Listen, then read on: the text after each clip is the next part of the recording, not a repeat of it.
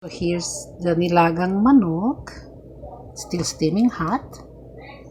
Yan na ho ang finished product. So as you can see, it's got ginger, green beans, sayote, and the onions in there, already boiled.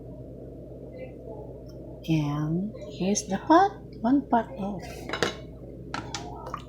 Diba? Sarap. Sarap po. So,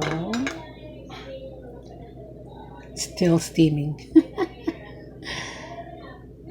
So, yan po ang nilagang manok or